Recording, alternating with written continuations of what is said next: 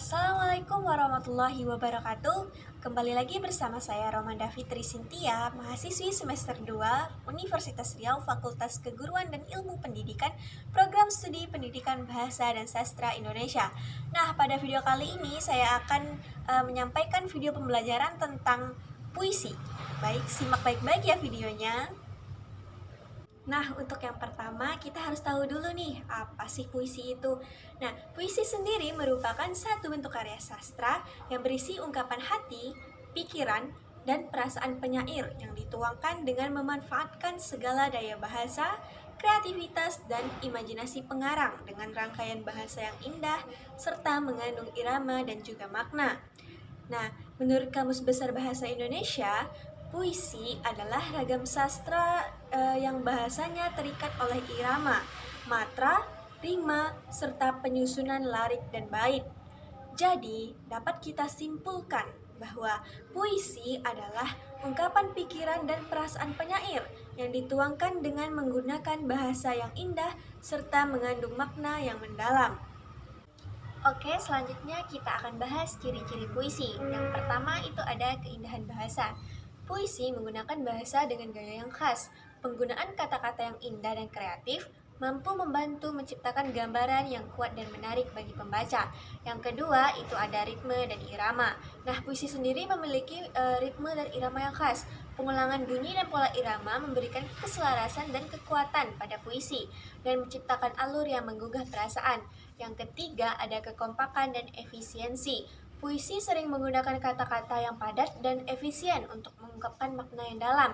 Puisi sendiri mampu memadatkan banyak makna dan emosi dalam jumlah kata yang terbatas. Yang keempat ada penggunaan perangkat sastra. Nah, puisi memanfaatkan perangkat sastra seperti metafora, simbol, aliterasi, asonansi, rima, dan sebagainya.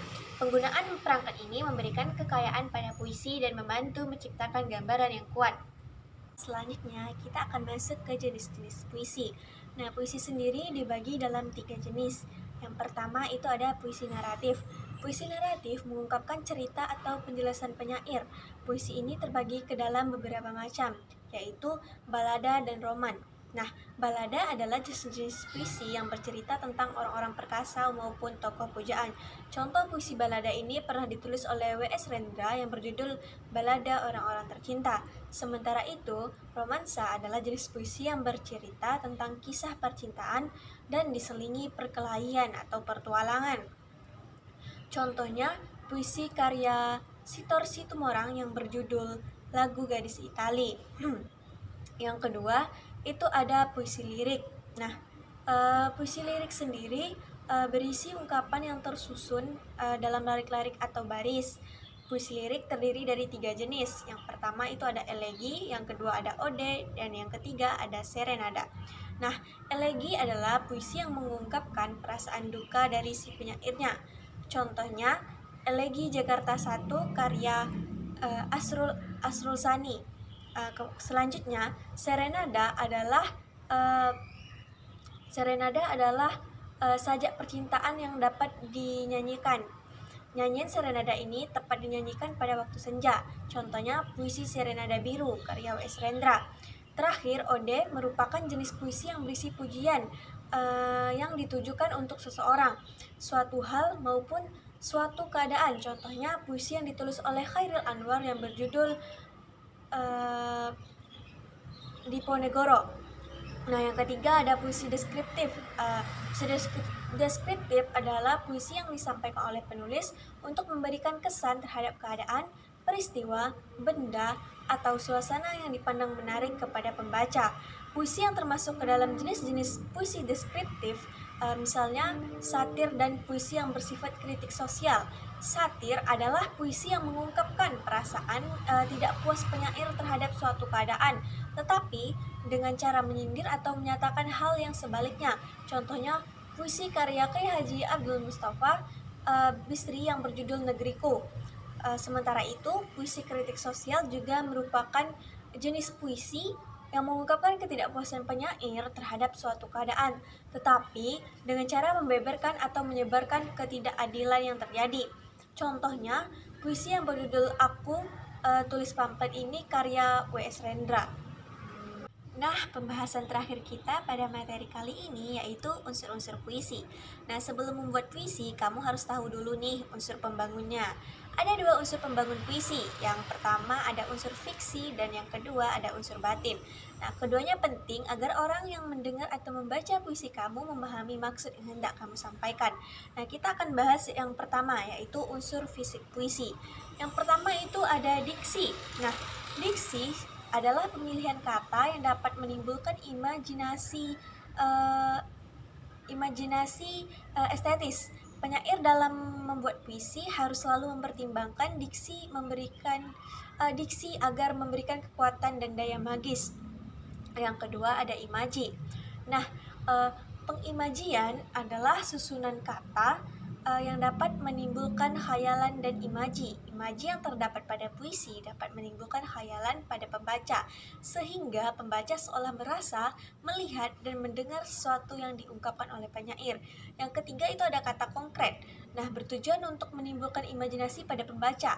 Kata konkret harus memperjelas isi puisi agar menimbulkan imaji penglihatan, pendengaran, atau perasaan pembaca. Nah, kata konkret ini selalu berkaitan dengan pengimajian. Yang keempat itu ada bahasa figuratif atau majas. Nah, majas sendiri adalah bahasa yang digunakan penyair untuk mengungkapkan sesuatu dengan cara membandingkan suatu hal dengan hal lainnya. Bahasa figuratif terdiri atas pengiasan yang menimbulkan makna kias dan pelambangan yang menimbulkan makna lambang. Yang selanjutnya ada verifikasi. Nah, verifikasi sendiri adalah unsur pembentuk keindahan sebuah puisi. Ketika membaca puisi, tentu saja kita akan menikmati rima, ritma, dan metrum yang terdapat dalam puisi tersebut. Selanjutnya itu ada tipografi. Nah, tipografi sendiri adalah pembeda yang penting antara puisi dengan prosa dan drama. Tipografi merupakan bentuk puisi seperti halaman yang tidak dipenuhi kata-kata, tepi kanan kiri, pengaturan barisnya, hingga baris puisi yang tidak selalu dimulai dengan huruf kapital dan diakhiri dengan tanda titik. Hal-hal tersebut sangat menentukan pemaknaan terhadap puisi. Nah, selanjutnya yaitu unsur batin puisi. Nah, unsur batin puisi merupakan unsur yang berkaitan dengan batin dalam pembacaan puisi. Nah, yang pertama itu ada tema. Tema adalah unsur utama pada puisi karena tema berkaitan erat dengan makna yang dihasilkan dari suatu puisi. Yang kedua itu ada rasa.